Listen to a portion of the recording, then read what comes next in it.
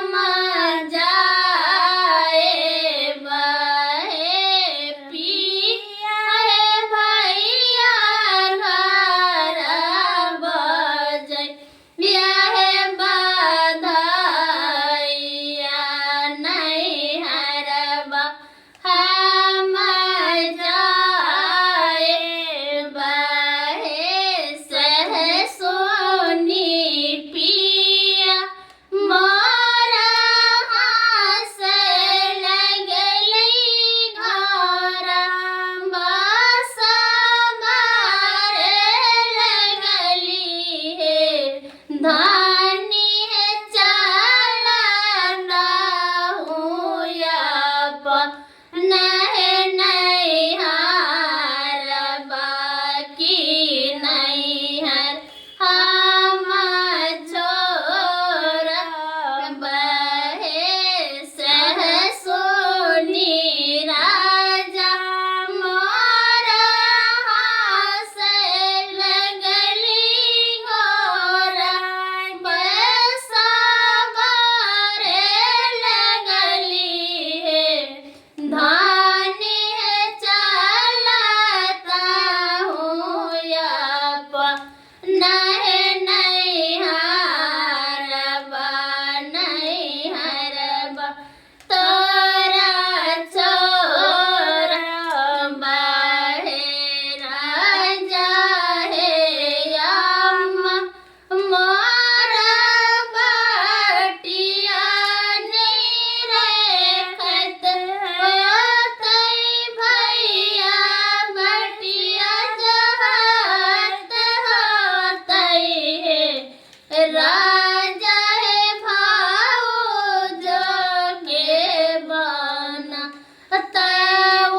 तउलहान मानै हरबा हम जाए बहे राजा हे भाऊजो के बना लहे उलहान मानै हरबा हम जाए बहे धानी है चाली दियो नहीं हारबा नहीं हरबा हम छोरा बहे पिया मोरा बस कुर्सी चढ़ी हम पलंग चढ़ी है सखी बहिनी मोर जर नहे पखार भाऊ